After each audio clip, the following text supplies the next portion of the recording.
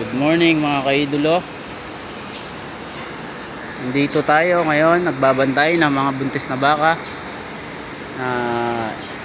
8 months going 9 months na silang buntis, malapit na silang mga anak. Ayan sila. Ito yung mga bakang buntis na nakapanganak na sila dati. Pag nag-labor sila, mabilis na lang silang mga anak kasi nakapanganak na sila dati. Ayan. Magkabukod sila ng kulungan ng bago pa lang, una pa lang nagbuntis. Ayan. Yan sila. 14 pieces to eh. Binabantayan. Tapos sa kabila 15 pieces. Nandito sila. Ito. Sa kabilang kulungan. Ito yung mga una pa lang nagbuntis.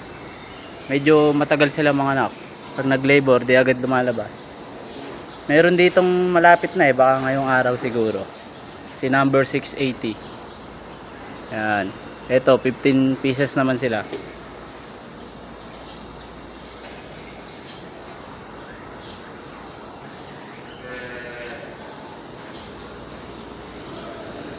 Meron din dito yung nakabukod, may sakit naman.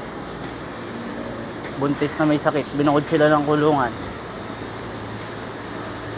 Bali, 3 kulungan yung mga buntis dito.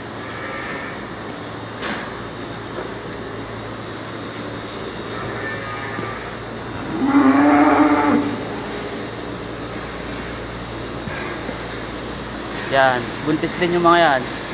Binukod sila ng kulungan, isa-isa sila bawat isang kulungan kasi may sakit. Yan. Meron na rin nalalapit dito eh. Malapit-lapit na rin mga anak to eh. Si 699. Yan, 699. Yan yung malapit-lapit na din eh. Saka si 680.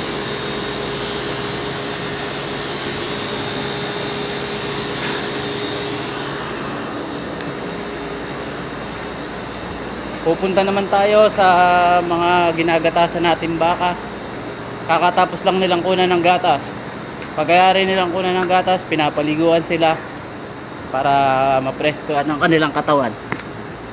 Para maganda yung bibigay nilang gatas ulit mamayang hapon.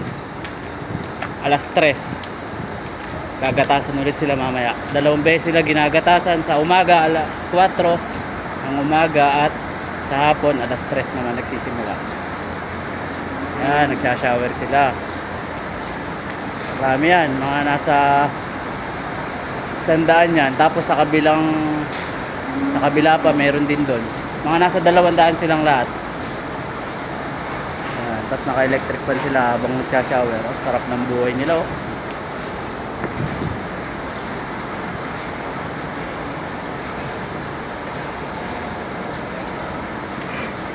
Yung nandito naman sa kabilang kulungan na to, mga buntis din yan, mga 7 months yan, ayan, mga yan.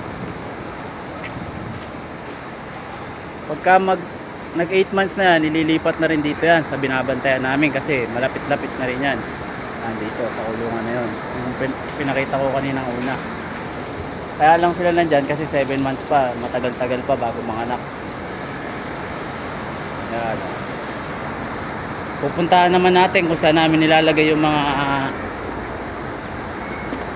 naipanganak na, yung mga bago, yung mga day old and hanggang 2 weeks old kulungan nila.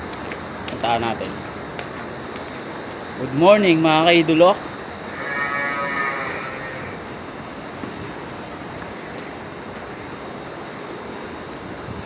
Mga 6:30 yung mga ginatasan na nagsha-shower, papasok ko na. Ito yung kulungan nila. Papakainin sila dyan mamaya mga 8. Ito nga pala yung kasamahan ko, si Akay. Oh, hi. Abait yan. Lagi nakangiti yan.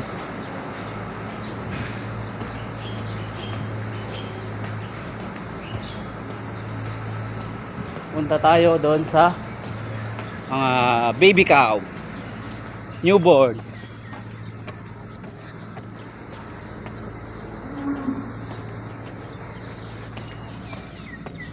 Meron dito dalawa eh.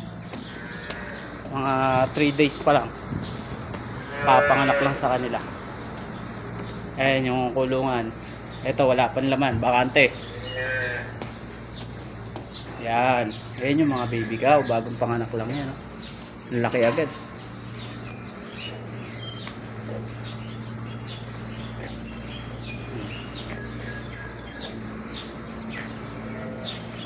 Tapos, ito, medyo malalaki na to mga to eh.